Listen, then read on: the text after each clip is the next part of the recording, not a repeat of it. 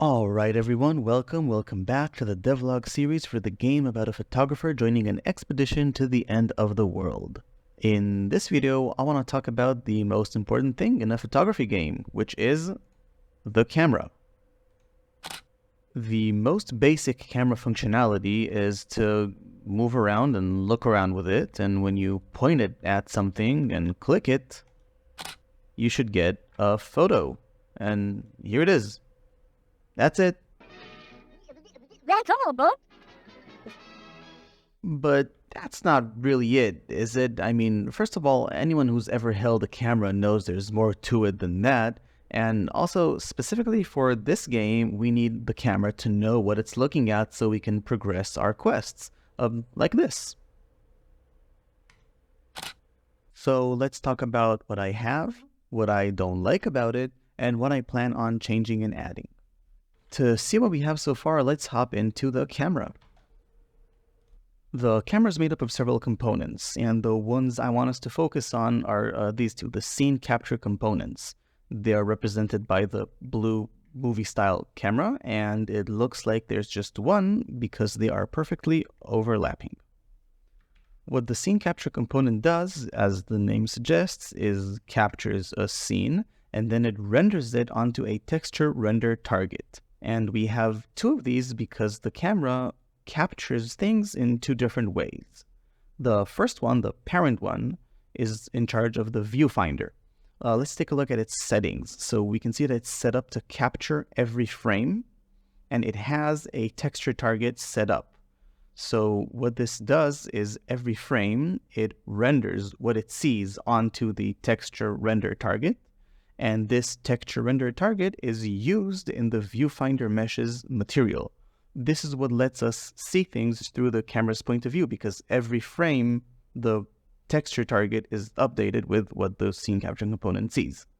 This is different than the other scene capture component, which, as you can see in the settings, does not capture every frame and does not have a texture target set up. This is the one I use to actually take photos.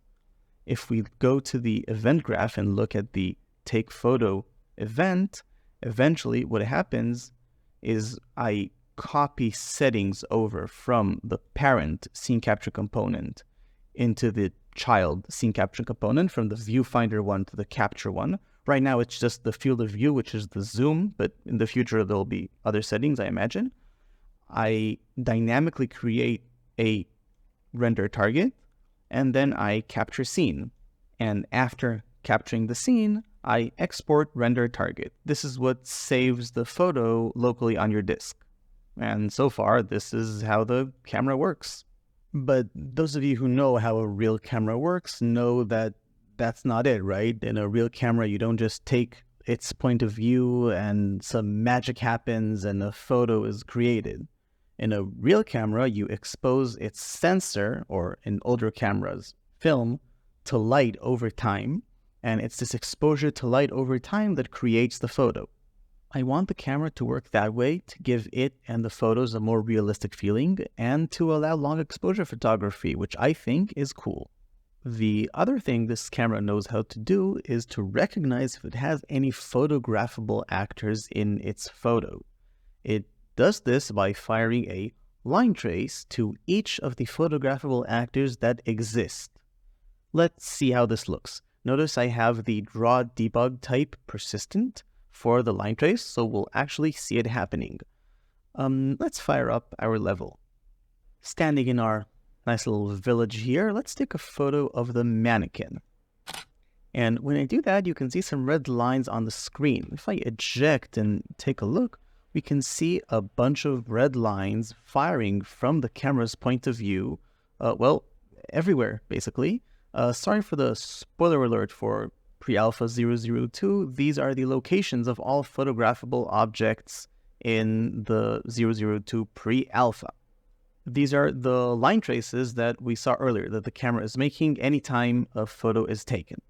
If we follow one of these lines, let's say the one going over to the water wheel, we can see that we have the red square, which indicates a hit, hits the ground. And then when the line continues to hit the water wheel, it's already green.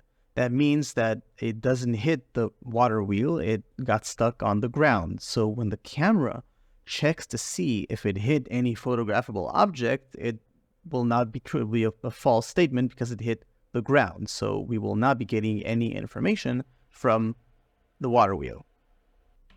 We can already see the problem with this, and that's that I'm firing just one ray per object. If we hop into the woods and go to the oil lamp, then we can have a good example.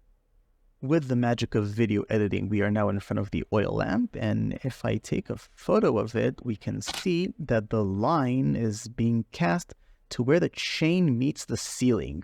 This makes sense because that's the root of the object.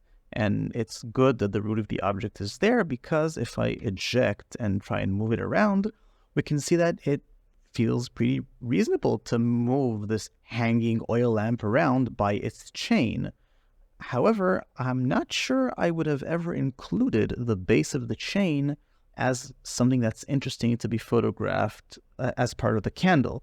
If I reassume control and step right up close and personal and take a photo of the candle, we can see that the line is still being fired straight up, and it wouldn't have been included in the photo. That means that despite sticking my camera to the oil lamp, the camera wouldn't have recognized that the oil lamp is in the photo because the root of the object is not. Also, if I take another photo of the mannequin, we can see that just firing one line at the mannequin's feet, first of all, it doesn't tell me which side of the mannequin I'm looking at. I don't know if I'm facing it head on or if it's a photo from the side. I just don't have that information. And also that doesn't allow me to check for a partial view of a subject, like if I can only see half of it, for example. I can't know that. The solutions that I have in mind right now all involve just firing more rays, which will probably work, but as we mentioned earlier, might be a lot more resource intensive and might not work out after all. Stay tuned. And if you have any clever suggestions, then let me know in the comments. And I think that will conclude our first tutorial of how not to make a camera in Unreal Engine 5. And while this video focused on these things, I hope that the next camera video can focus on these things. Also, at the time of recording this video, which is the 23rd of August 2023, Pre-Alpha 002 is still live on itch. Feel free to go check it out and tell me all about it in my Discord or down here in the comments. Links for everything will be in the description below. Also, don't forget to like and subscribe and do all that good stuff. Stay tuned for more good things, and I'll see you next time.